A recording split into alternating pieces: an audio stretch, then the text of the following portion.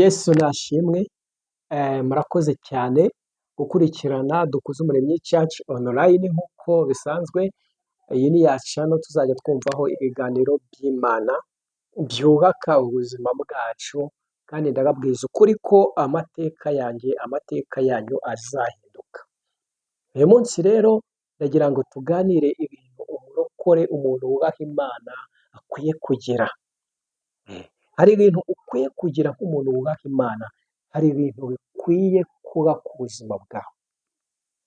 Turifashisha ijambo ry'Imana ryanditswe mu Byakozwe n'Intumwa ibice 10. Muri iyi minsi abantu benshi baba bataka ngo igishoro cyarabuze, imibereho iragoye, ariko ku bantu basenga Imana ntabwo igishoro gishobora kubura, kandi nta nubwo imibereho ishobora kugora. Uzi impamvu? Icya mbere, iyo ufite Imana hari ibintu ikora ku buzima bwawe. Vuba vuba iramanza igakora ibintu bitatu. Ibintu bitatu ikora ku buzima bwawe rero harimo yuko ikintu kidafite ishusho, Imana igiha ishusho ku buzima bwawe. Icya kabiri ikora ni uko iba umusemburo wa bike ufite bikaba byinshi. Icya gatatu ishobora gukora ni uko nyuma y'ubuzima ikujyana mu ijoro. Nyuma yo kurira, nyuma yo guhangayika, nyuma yo gukora cyane, uvuye muri ubu buzima Imana izakujyana mu ijoro. Rero umurokore, kwitwa umurokore ubwabyo ni igishoro. Ni igishoro kuko abantu bose iyo bakurebye babona yuko uri umunyakuri. Ntushobora kuburara umuntu yarangije kubona yuko ugira ukuri. Waza ukamubwira ngo umwana wanjye agiye kurara, ndashaka ibyo kurya, bimpe nzakwishura, kandi sinzi igihe. Uyu muntu bitewe yuko yakubonye nk'umunyakuri akabiguha. Kabiri, umwana wawe ntashobora kwambara ubusa, ntashobora kubura minerevare. Ubwira mugenzi wawe ati ndashaka amafaranga, mfite iki kibazo, akayaguha, ukamubwiza ukuri, ukamubwira ngo sinzi igihe nzayaguhera, ariko nzayaguha. Akayaguha kuko uri umunyakuri. Bivuga ngo kuba umurokore ubwabyo ni igishoro.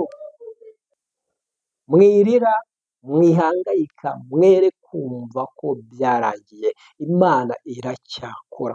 Imana iracyatabara abantu ihereye ku bintu bikeya. Iyo Imana ije kugutabara ntisabwa ngo izane byinshi, ngo ufite byinshi. Oya, hari inkuru twagiye twumva, hari amateka Imana yagiye ikorera abantu, hari abantu yagiye ikura mu bukode, kandi twarabonaga yuko bazagupfiramo nk'abantu.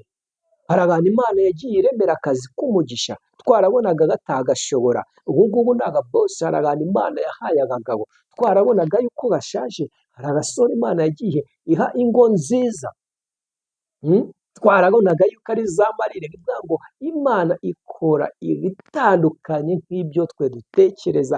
Imana ikora ibirenze ibyacu. Niyo mpamvu rero kuba umurokore ubwabyo ari igishoro gifatika, igishoro gihindura amateka y'ubuzima bwawe.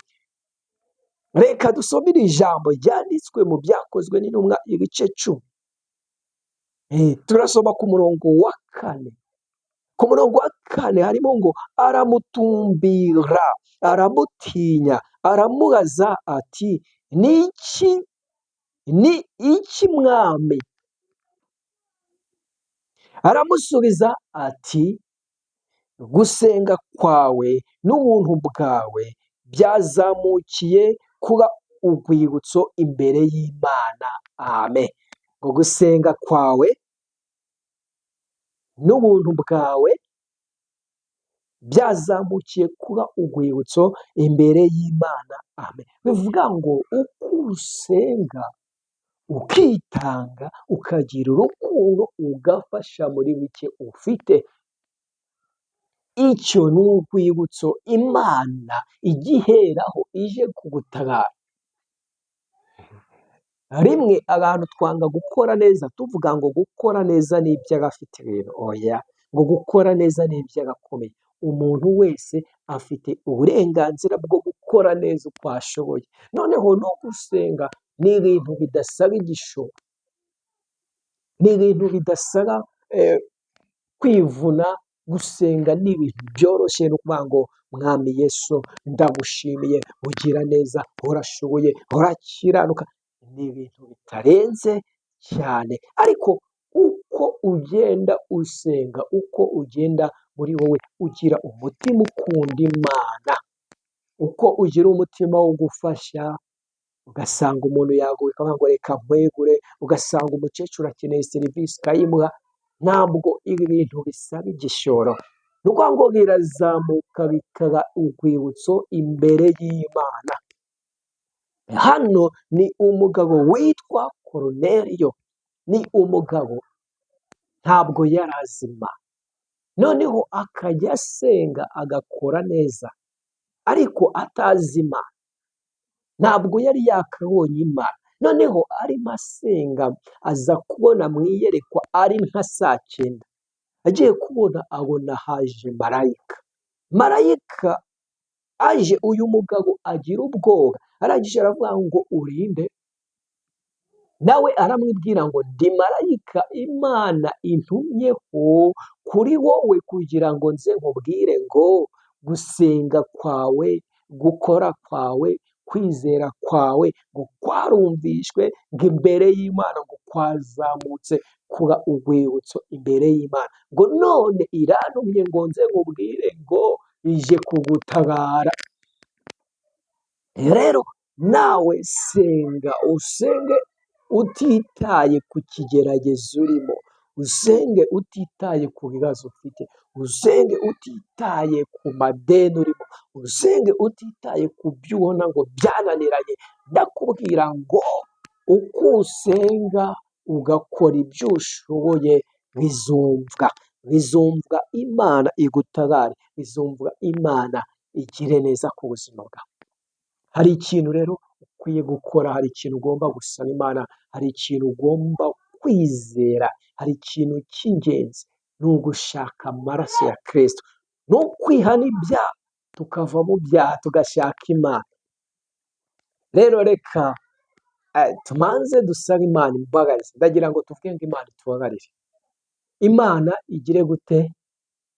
Hari byinshi twavuze, amagambo twavuze, uko twagiye bitanejeje Imana, ibyo twatekereje bitanejeje Imana, amagambo twavuze ataranejeje Imana, ibikorwa twakoze byose bitanejeje Imana. Tubabarire nonaha. Imana ikimara kutubabarira, ndagira ngo mbabwire ngo tukimara kwihana tuba tubaye abana b'Imana. Rero Imana ishoboye gukora ibirenze cyane ibyo wowe watekereza. Imana nihindure amateka yawe, Imana nigukureho umwuka w'uburiganya, Imana nigukureho imbaraga z'agarangi, Imana nigukureho imbaraga z'ubupfapfa, Imana niguhe ubwenge busha mu mutwe wawe, Imana ishire igikundiro ku buzima bwawe, ihindure amateka, Imana iguhe isura nshya. Uzi ko hari igihe umuntu ahura n'ikigeragezo abantu bakamwita umurozi ataroga? Hari igihe umuntu ahura n'ikigeragezo bakamwita igisambo atiba?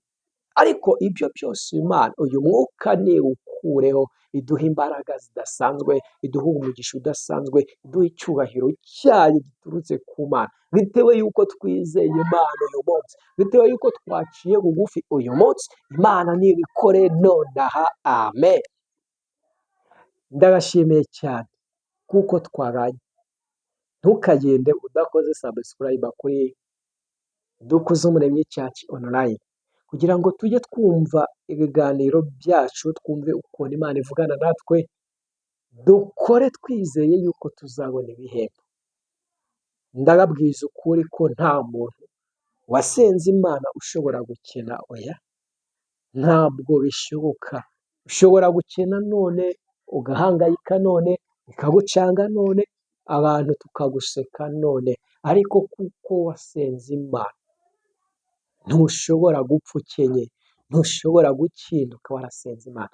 Iyo usenze Imana ivugana nawe, iyo usenze Imana irumva, iyo usenze Imana irakora. Rero mwakire gukora kw'Imana ku buzima bwanyu, mwakire imbaraga z'Imana ku buzima bwanyu, mwakire umwuka wera, mwakire ineza y'Imana ku buzima bwanyu. Ndabashimiye, naho gutaha mu kindi kiganiro, murakoze.